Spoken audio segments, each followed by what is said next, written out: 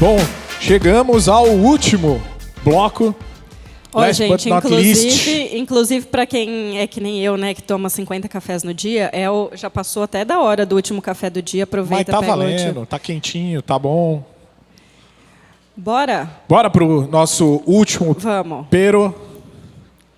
não último, da nossa conversa hoje aqui. E aí, nesse último papo, a gente vai trazer um olhar de tudo que a gente falou no dia de hoje, né, esse olhar do tech, né, de trazer esse olhar mais tech para isso, mas que a gente falou que não adianta falar de tech sem falar de ser humano, né? E a gente brinca que toda hora que a gente chama os nerds para conversa, né, Camila, esses que se assemelham a nós, a gente acaba começando no tech e termina nesse olhar humano. Então, eu queria primeiro agradecer a agenda destes dois feras que vão estar aqui com a gente. Leonardo Nares, da DP6, Eduardo Ferreira, da Globo. Por favor, juntem-se a nós aqui.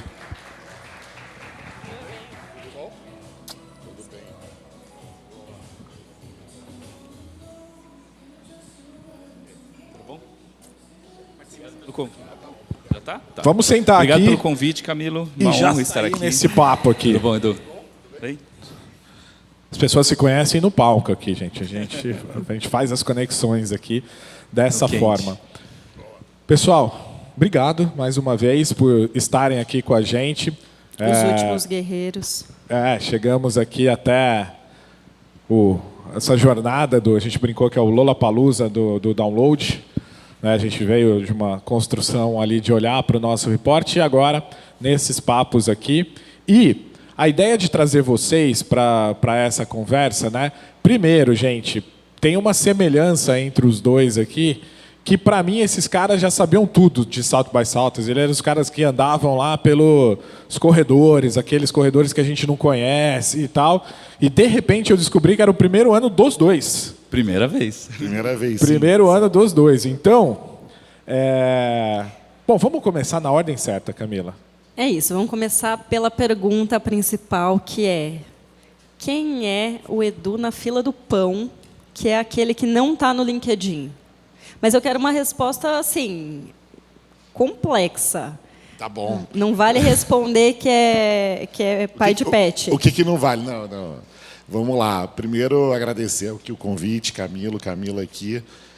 Pedir para essa audiência aqui, não abandona, pessoal. Meia horinha aqui, acreditem que vai valer a pena. Tem uma galera lá em casa essa também. Conversa, exatamente, para quem está conectado conosco também. E respondendo, apesar de até ter um pet até exótico, eu tenho um jabuti,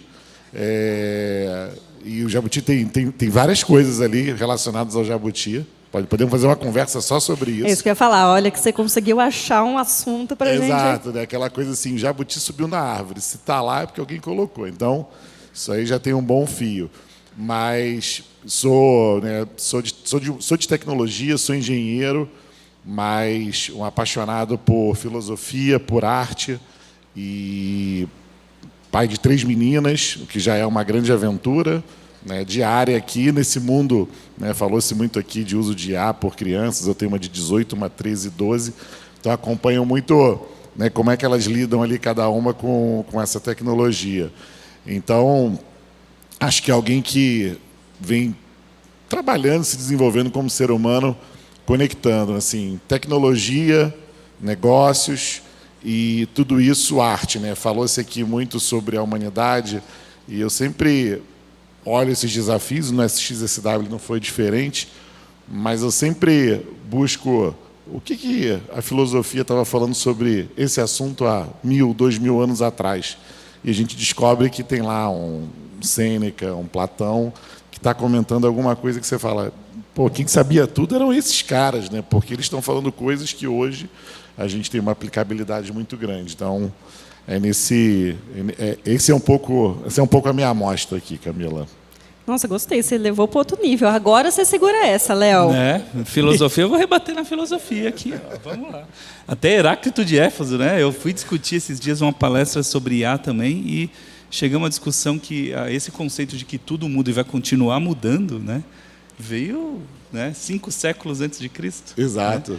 E isso acho que vale muito para a gente refletir, porque se já naquela época estavam falando que tudo muda, né? Pô, o que a gente está sentindo essa mudança aqui ser tão acelerada, né?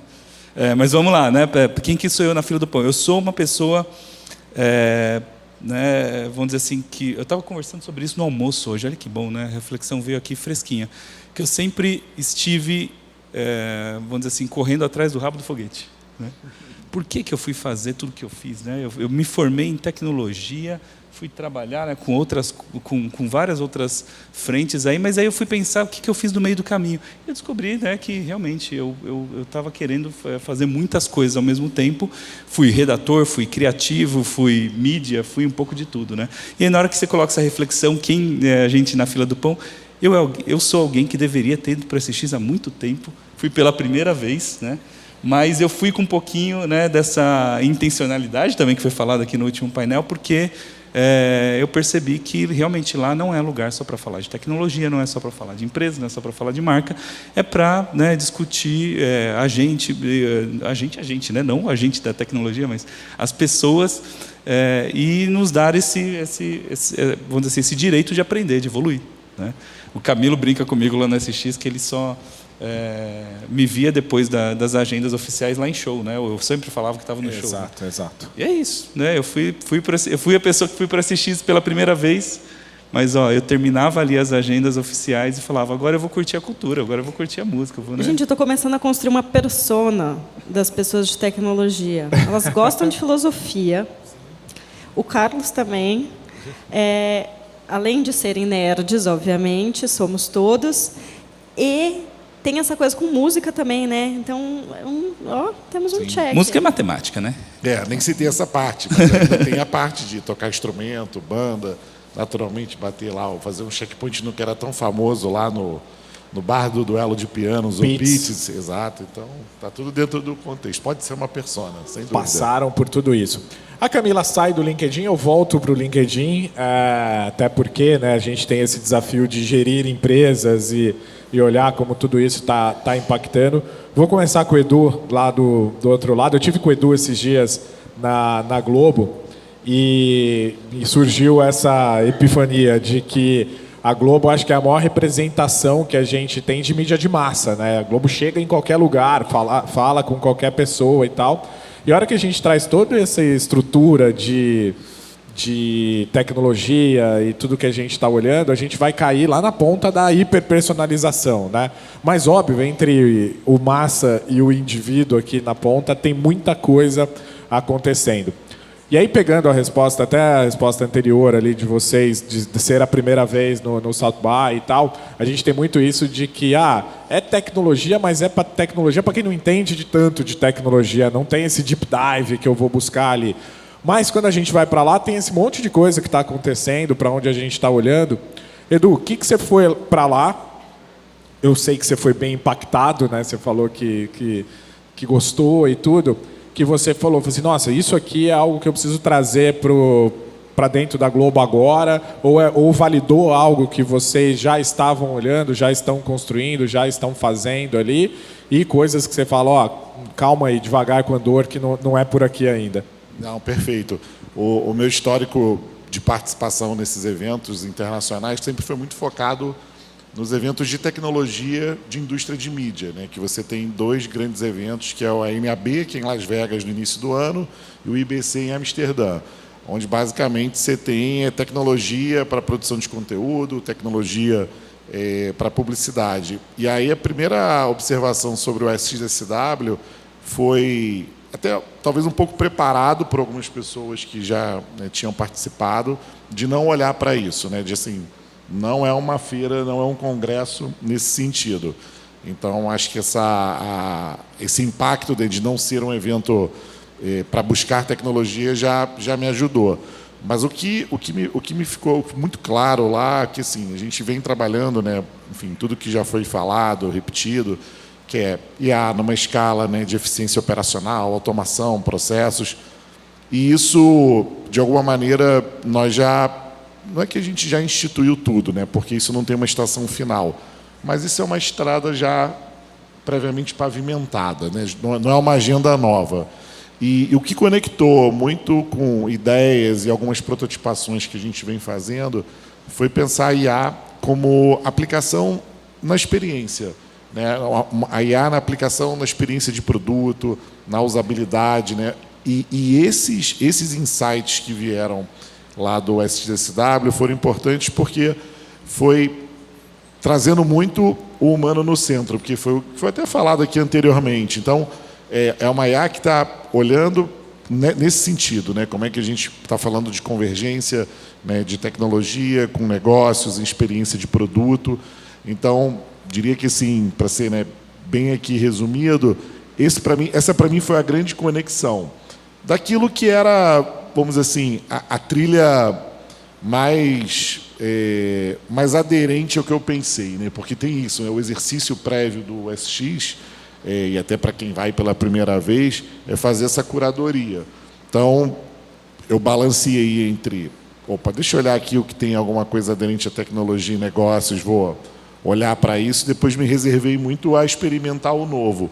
E o mais interessante é que, naquelas apresentações que foram, né, nos painéis que eram de coisas novas, que não estavam na minha trilha, foi onde eu capturei mais esses insights diferentes para o negócio. Então, é algo que a gente vem trabalhando muito, que é sobre como comunicar e como é que é o entendimento, né, e a absorção, né, de aprendizado. Isso muito falando sobre como levar Globo, né, seja pela nossa plataforma de education, seja por todas as iniciativas junto ao mercado, exatamente na linha do que você falou, né? Assim, somos reconhecidamente um veículo de massa, mas temos ali uma jornada, né, que vem sendo construída que pode levar ali a hipersegmentação. Então, como é que a gente trabalha, né, a atenção do mercado? A atenção do mercado significa a atenção das pessoas, né, e que tipo de conteúdo educacional, como é que a gente constrói isso para levar? E é algo que eu estou, né, internamente envolvido nessa agenda. Então, para mim, esse foi um insight também bem importante do que eu vi, né, lá dentro dessas agendas. E aí, enfim, a gente ali também viu muita coisa sobre os problemas dos CMOs, que é uma agenda também que nos toca, né, quando a gente fala, né, sobre tomada de decisão, como é que tem usado IA, né, no sentido de desenvolvimento de campanha. E aí passa por toda a esteira, né, desde a produção de conteúdo, briefing, planejamento, entrega, mensuração.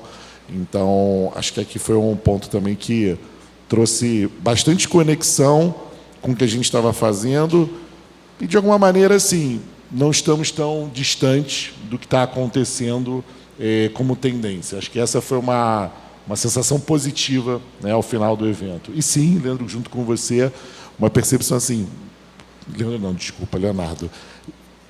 Pô, só cheguei agora para esse evento.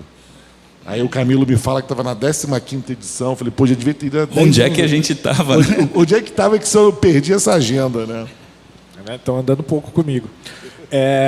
Bom, o Léo, ele não comentou lá dele na fila do pão, mas ele antecipou-se a M-Web e ele é um ser humano daqueles aumentados que a M-Web falou ali. Porque você estava com o Léo, ele estava com um óculos que tinha uma tela dentro do óculos e ele mexia, ele já via a próxima palestra para onde ele tinha que ir, me deu o mapa. Ele era muito mais ágil que a gente numa série de coisas ali para fazer, ou seja, usando esta tecnologia toda. Onipresente, gente, era impressionante. Você olhava para trás, o Léo estava. Era no happy hour, no show, na palestra. Você olhava para trás, ele estava lá, não é possível. Por isso que não parecia ser a primeira vez. Mas, Léo, também trazendo para esse território e olhando lá para a DP6, né, o teu dia a dia, você começa lá atrás como um analista de dados. Vamos simplificar aqui o que fazia. E hoje a gente está indo com IA agêntica, a gente está encurtando jornadas, a gente está modificando formas de contato com o próprio consumidor. A gente tem muito mais dados, ou seja, muito mais fonte de informação. Como é que isso tudo que se apresenta, e a gente falou hoje mais cedo aqui sobre a gente precisa redesenhar os nossos negócios para olhar para tudo isso. Como é que você tem visto isso dentro da DP6 e para teus clientes? Não, essa é uma preocupação muito, mas muito grande para essa área que, né, eu atuo de dados, em especial nessa modalidade de consultoria, porque a gente trabalha com conhecimento, né? Conhecimento e tecnologia, ou seja, duas das áreas que estão sendo praticamente, né, totalmente, né, transformadas aí com inteligência artificial. Por quê? Porque envolve muitas pessoas, né? E as pessoas, né, tendo o seu processo cognitivo aí substituído ou, né, aumentado pela inteligência artificial, muda tudo, né? Como já foi falado aqui na primeira sessão também, inclusive na formação, né? Como é que você vai formar pessoas, né, no começo de carreira, né, se você não tiver essa possibilidade de um cargo de entrada, né? O cargo de entrada sendo substituído por uma inteligência artificial. E eu estou vendo essa transformação começando a criar respostas, né? Esse desafio começando a aparecer, a demonstrar aí soluções, né, emergentes. Por quê? Até o ano passado ninguém falava disso, né? Ninguém falava sobre como é que a gente vai treinar essas pessoas ou como é que a gente vai evitar alguns efeitos danosos, né? E nessa edição do SX já tinha uma maturidade, já tinham pesquisas, né? Já tinham pessoas se arriscando a falar, olha, essa transformação ela passa primeiro, né, pela gente entender que nem tudo a gente deveria delegar para IA. Essa história de quando a gente começa a conversar sobre IA e fala o que sobra para a gente, sobra o artesanal, sobra o craft, sobra a criatividade. Mas, às vezes, isso parece até um papo de que a gente não quer ir para a tecnologia, né? Parece que a gente é neoluditas, né? Tipo, daqueles que querem quebrar a máquina e evitar a tecnologia a qualquer custo, né? Porque está roubando a nossa alma, alguma coisa assim. Mas não é, né, isso. Na verdade, é a gente encontrar o que vai manter a gente humano, o que vai manter a gente evoluindo, né? E aí eu vou destacar, porque o que eu aprendi nesse SX sobre isso e mudou a forma como eu comecei a levar esse tema para frente na DP6 e nos meus clientes, no projeto que eu trabalho, esse fenômeno chama rendição cognitiva, né? E depois o efeito disso, né, ou as consequências, é a atrofia cognitiva, né? Então, rendição cognitiva é quando você delarga tudo para IA, né? E aí você faz isso sem pensar, e no final o que sobra para você? Se o problema apareceu e você passou para IA, você simplesmente nem pensou, nem refletiu, e a resposta que chegar, qualquer uma vai ser boa, né? Você perdeu toda a sua capacidade ali de raciocínio crítico, né, qualitativo, ou qualquer coisa sobre aquilo que passou. E isso leva o quê? Leva a essa atrofia que depois de você não exercitar o músculo, né, o músculo fica atrofiado e vai tentar fazer alguma coisa com esse seu músculo cerebral que não foi exercitado depois. É igual ler livro, né? De tanta gente, e eu sou uma dessas pessoas, tá? De tanta gente ouvir audiolivro, né, ou estar com, né, novas modalidades de comunicação, o nível de atenção que a gente tem para ler uma página inteira de um livro sem fugir, né, vamos dizer assim, para outro assunto, para uma notificação, né, impressionante. Né? Alguém aqui consegue ler um livro inteiro ainda assim, tipo uma semana e umas férias? Temos ainda. Temos pessoas reais, dedicadas e com atenção. Né? Não, mas é importante, porque isso tem acontecido, né? Tem lógico, o meu depoimento pessoal, mas também tem acontecido, né? A gente tem visto estatísticas sobre o nível de profundidade de leitura acontecendo. Agora, como é que a gente começa a ver isso, né? Num dos painéis lá no SX, falou sobre a necessidade da gente manter simuladores. Porque os aviões hoje conseguem pilotar grandes distâncias sem humano nenhum. Mas por que não deixam? Porque precisa ter alguém responsável, né? Porque são N questões éticas ou legais ou técnicas até para ter ainda um ser humano lá. E para isso essas pessoas precisam estar prontas para o momento que precisar. Só que como é que elas vão estar prontas se a maioria das ações estão automatizadas? Então você coloca essas pessoas em simuladores para simular condições que elas talvez nunca vão enfrentar, mas que elas precisam ter isso simulado, né? Provavelmente a gente vai precisar disso, né, daqui para frente para algumas das tarefas. Por que as crianças aprendem conta armada nas escolas hoje? Quem tem filhos e filhas, né, sabem, aprendem conta armada se elas podem usar calculadora ou planilha, né? Mas elas aprendem a fazer a conta armada ali, porque esse é um raciocínio que ainda é útil para desenvolvimento e a gente precisa manter isso lá, né? Então, os simuladores, né, essas práticas precisam acontecer e depois a gente começa a desdobrar isso para o dia a dia, né? Eu vou ter uma discussão, aliás, com uma equipe que talvez você deva conhecer lá da NSC, lá do Sul, que você é filiada da Globo, né? Eles estão investindo bastante em algumas inovações lá com agentes, e uma das coisas, né, que a gente começou a discutir num projeto com eles mais recente foi antes da gente pedir direto, porque às vezes a gente usa a IA como essa muleta, que tudo que chega, pedimos ali, como a gente falou, essa rendição cognitiva. Mas o que a gente pode fazer diferente até nessa hora? Né? A gente pode, por exemplo, formular uma hipótese antes de pedir. Né? Validar uma hipótese. Ao invés de só falar, chegou esse problema, resolve para mim, olha, eu estou achando que isso está acontecendo por causa daquele fator, ou por causa dessa condição aqui. É isso mesmo?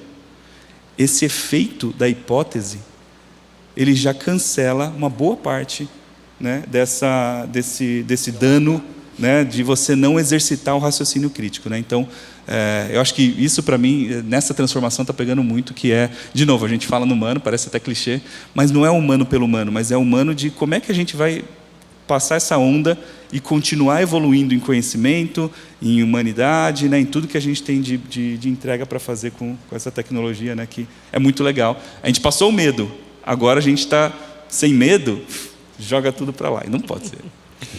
Mas é interessante, né, porque é uma perspectiva, a perspectiva de vocês é uma perspectiva diferente no sentido de que é isso, né, vocês já lidam com um nível de profundidade de tecnologia há bastante tempo. Né? Como o Edu falou, já é um caminho que está pavimentado, já está discutindo o uso de AI né, na base da tecnologia há muito tempo.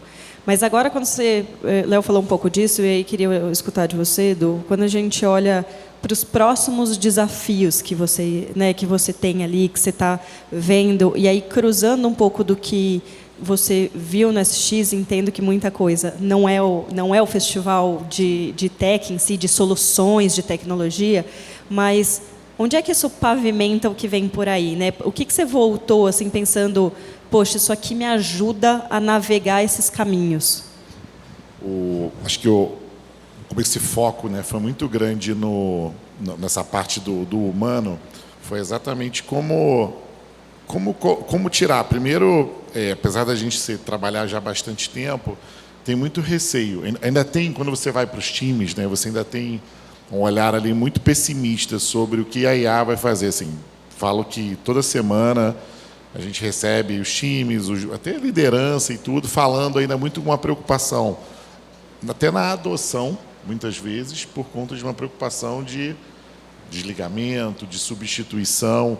Então, esse primeiro ponto que eu trago assim para pavimentar é como é que a gente reforça, né, esse papel do ser humano nesse sentido, né, como o Léo falou nessa questão de a gente precisa manter esse senso crítico, né, como você bem falou, é para além das soluções, da aplicação, a tecnologia aqui, né, tem um ponto que eu debati isso com o Camilo na sexta passada, assim, a tecnologia não tem neutralidade, né, nesse ambiente. Então, ela vai modelar a maneira como a gente vai trabalhar e como a gente vai formatar as coisas. Mas, talvez, assim, no último ano, né, que vira esse hype assim, muito forte, onde do analista 1 ao CEO está todo mundo falando de IA, acho que esse é o ponto, talvez a gente tenha delargado algumas coisas e talvez tenhamos não nos atentado, ou diria assim, subestimado, né, o entendimento de que IA é positivo, e aí eu falo assim, né, a gente fazendo vários fóruns internos de IA, mas quando a pessoa sai ali e assiste o nosso próprio jornal, ela vê lá, Microsoft demite X mil funcionários por conta de IA. Aí o cara fala, pô, mas espera aí, meu chefe está pedindo para fazer IA aqui. Então, essas coisas ficam um pouco incoerentes. Então, acho que teve um choque assim para mim nesse sentido, né, quando você me pergunta, tá bom, mas como é que você vai aplicar? Não é nada de tecnologia, é muito num papel de aprofundamento, entendimento e principalmente assim de decodificar, né, assim, decodificar a IA no sentido de tem uma perspectiva positiva, tem uma perspectiva humana, tem uma abordagem que preserva ou até evidencia ainda mais o poder do ser humano. E como é que a gente cria mecanismos internos, né, nos times, nas pessoas que estão envolvidas, né, no desenvolvimento das nossas soluções, para entender isso como algo numa perspectiva de que é mais da metade do copo cheio a IA para as suas vidas, e não, talvez, o lado mais perverso, que acaba sendo aquilo que aparece mais nas notícias, e notícias muitas vezes divulgadas por nós mesmos, né, como produtores de conteúdo. Então, eu diria, Camila, que essa foi, para mim, assim, algo que a gente já começou a colocar em prática, até receber o Camilo na sexta-feira passada lá, foi exatamente com esse intuito, né? Assim, vamos precisar levar a palavra, né? Como você colocou. E esse vai ter que ser um trabalho que ele não vai ser restrito lá a iniciativas pontuais, né? Mês passado a gente recebeu, por exemplo, num evento para liderança interna, o Silvio Meira, né? Exatamente levando, aí assim, foi um banho na gestão, um grupo de gestores, algo em torno de uma centena ali de gerentes e coordenadores, que saíram muito impactados. Então, acho que esse mosaico de ações assim se fazem necessárias. E, para mim, esse foi o que eu trago assim dentro da bagagem aí, lá do SX. Tá? O Edu, tem esse lado, né, do quem se sente ameaçado com a história da IA e tal, mas tem essa história da evolução da tecnologia. E pegando até um próprio exemplo da Globo, né, que eu comentava, que é a capacidade que você tem de, através da tecnologia, através de plataformas, você trazer um nivelamento para o mercado, né? Lá na minha cidade, lá no interior de São Paulo, eu não tinha acesso à Globo porque a minha produção não permitia eu ter um comercial rodando na Globo, ou o meu plano de mídia não permitia que isso acontecia. Então, você tem a tecnologia trazendo essa inclusão de alguma forma. A gente trouxe aqui hoje mais cedo a mudança da audiência para a participação. Aí a gente vai olhar para uma TV 3.0, como é que isso vai acontecer, né? Como é que é? E olha que a gente olha para uma empresa do tamanho da Globo, né? E você fala, cara, o que me ameaça, né? E a gente sabe que um monte de coisa ameaça.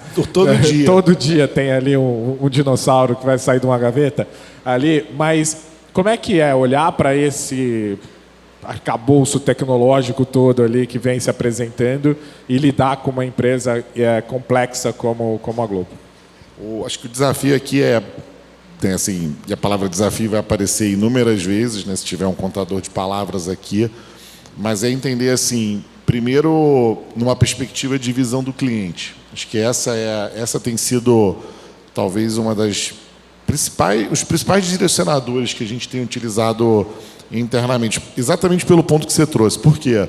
Você tem um conjunto de soluções tecnológicas, né? Toda hora, essa semana mesmo estavam lá pedindo, eu quero licença corporativa para usar o Claude. É todo dia. O ChatGPT, a nossa base é Microsoft, mas a gente usa, né, Gemini e tudo. Agora alguém tem que autorizar lá para a segurança da informação o Claude. Então, assim, tecnologia, commodity, né? Já chegou nesse lugar. E se eu olhar simplesmente numa perspectiva de qual é a melhor, fazer esse ranqueamento, eu vou estar muito descolado do que o cliente está precisando, do que meu público, do que minha audiência, né? Então, aqui, mesclando, né, publicidade e conteúdo, né, que é, no final, quem eu atendo, né, como produtor de conteúdo. Então, tem sido muito nessa ótica de que o que serve melhor a um e ao outro. E, na verdade, o que serve melhor aos dois ao mesmo tempo, né? E esse é um ponto que, quando você vai, né, para o que tradicionalmente nós somos, né, como alcance, como massa, você está entregando ali para o cliente e para um público massivo, né, de A a Z, de idade, enfim, sem nenhuma segmentação específica.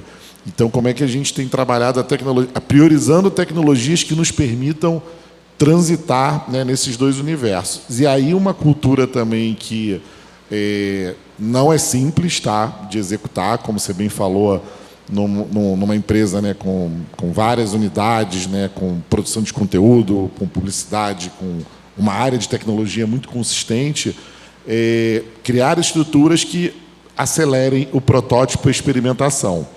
E por que isso é importante, né? Porque a gente lida, né, na Globo com algo que eu sempre falo assim, que ele é luz por um lado, né, que é o padrão Globo de qualidade, né, que todo mundo meio que no Brasil nasce com isso na cabeça, ou usa isso como exemplo, que nos leva para ter credibilidade, confiabilidade, né, olhar o conteúdo e falar, putz, esse conteúdo é da Globo.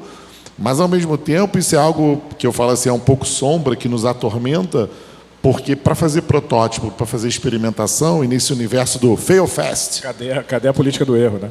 Exatamente. Então, como é que você balanceia isso? Porque, putz, não, se é da Globo, não pode ter essa mancha, não pode ter essa falha, não pode ter essa ruptura. E nessa dinâmica, que sim, nossos concorrentes, e aí, né, vamos listar aqui, né, todo o cardápio que a gente tem hoje, porque nem de longe meu concorrente é o que estreou ontem lá, a Casa do Patrão. Esse é mais um na fila do pão, mas vários já estão na frente dele.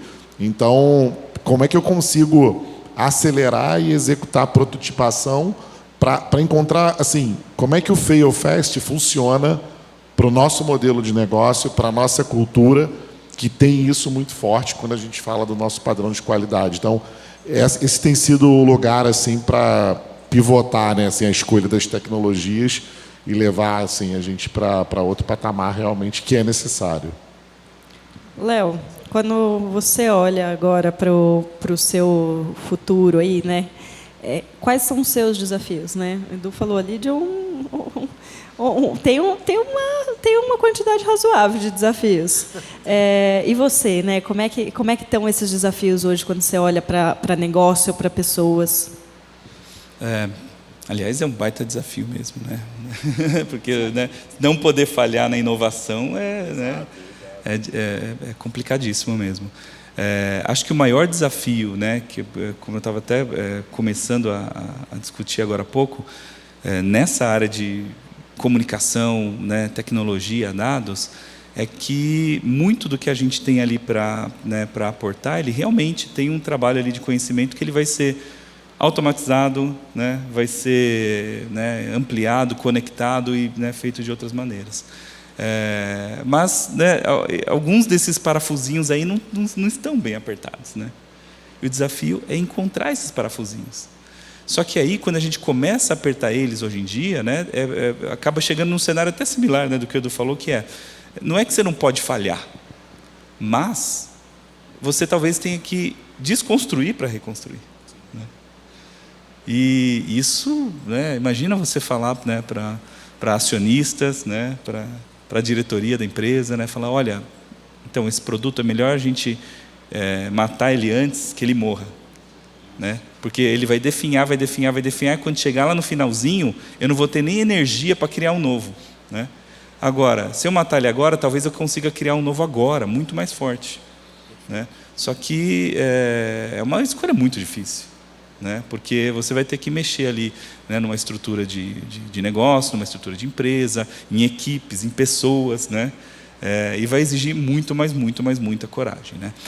E essa é uma coisa que eu estou vendo um paralelo, não só nisso que a gente está falando agora de tecnologia, mas no padrão de comunicação das marcas nos últimos anos.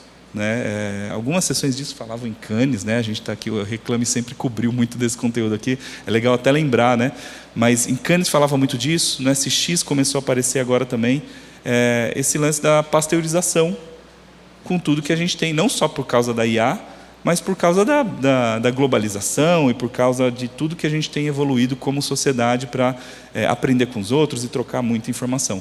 Quando a gente chega nesse lugar em que as marcas estão copiando as boas práticas das outras, aumentando sua eficiência, aumentando sua eficácia, mas elas estão ficando todas parecidas entre si, né? Como é que a gente vai ganhar, né, esse extra aí?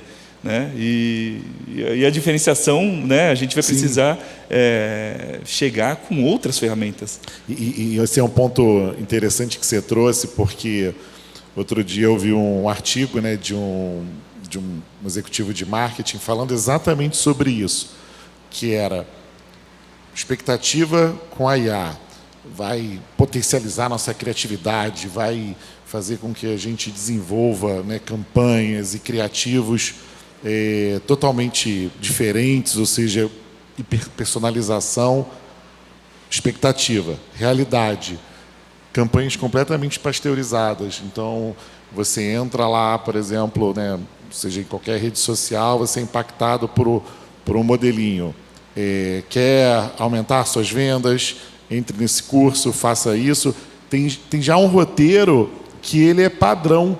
É padrão criativo, é playbook padrão já roteiro. pronto. Padrão roteiro da comunicação é quase um white label que você só vai trocando o rótulo. Até o prompt, né? Exato. Então esse é exatamente o ponto, né? Criou-se essa expectativa, mas o que está sendo entregue no final é algo realmente pasteurizado. E aquilo que era a diferenciação, né? E aí seja, né, do conteúdo, e o conteúdo, né, de modo geral, e publicidade entra, né, dentro desse agrupamento, torna-se, poxa, quase um saudosismo, né, daquilo que você tinha um diferencial criativo evidente e que acreditava-se que a IA ia só evidenciar isso ainda mais. Isso na prática não aconteceu. Isso acho que isso aqui a gente está estagnado nesse momento e precisa dar um choque aí nesse modelo. Você acha que a satisfação pela execução, porque a humanidade, sempre que conseguia chegar num feito, executar alguma coisa grandiosa, aquilo dava uma sensação de realização e né, viravam símbolos aí, né, da humanidade. Hoje em dia, como, né, foi até discutido já antes aqui, executar, a gente vai conseguir executar muita coisa. Sim.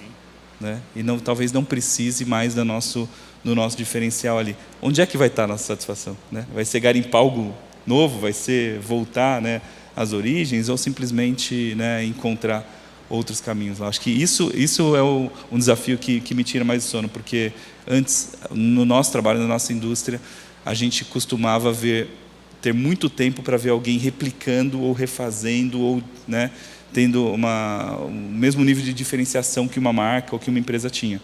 Hoje isso é muito rápido. Né? Isso é muito replicável, a barreira de entrada está menor. Né? E aí o desafio quando é que eu desisto e falo? Não é que eu desisto, mas quando é que você vira a chavinha e fala, já resolvi essa missão, agora eu vou partir para outra. Sim. Né? Sem ficar preso à mesma linha de receita, à mesma linha de faturamento, né? E tudo isso que a gente precisa separar. Né? Viu quanto é difícil a gente encerrar, cara? Já piscou 3 vezes aqui em encerrar. É muito difícil. Alguém tem alguma pergunta? De fato, a gente está partindo para encerrar aqui.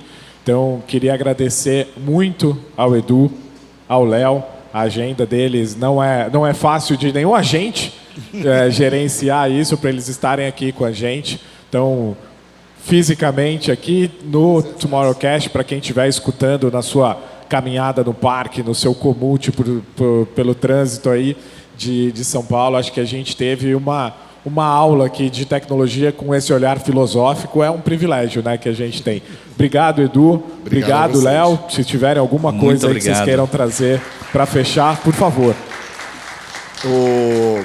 Acho que para concluir, e nessa jornada do SGCW, eu fui convidado no final a fazer um artigo. E aí, primeiro, o desafio de fazer um artigo com as mãos, né? Assim, do ponto de vista, assim, vamos aqui um esforço para não usar, né, nenhum prompt de IA, não usar nada que consiga tirar ali um pouco, né, assim, a raça. Para não atrofiar, né? Para não atrofiar, exatamente. E eu fui resgatando as anotações, né, do evento. Isso foi um exercício também durante o evento de não vou usar aquele Whats, né, que é aquele app. Eu falei, todo mundo usando, aqui já transcrevi. Eu falei, gente, eu vou transcrever 100 palestras, você não vou nem ter capacidade de processar isso. Falei, eu vou aqui no meu modelo analógico aqui para isso. O caderninho. Exato, modelo analógico. Dos seus, Camila, ó. Eu tenho algumas crenças assim, modelo analógico para anotação, relógio analógico. Então, assim, não quero nenhum smartwatch me mandando WhatsApp aqui, já chega o que eu já recebo no telefone, enfim. Mas o que pegou, assim, eu acho que é isso que a gente tem que levar adiante, né, como fechamento aqui. E lá eu fui escrever sobre isso, né, sobre como a imprevisibilidade humana, né, no ponto que você fala, né, assim, o que vai nos diferenciar?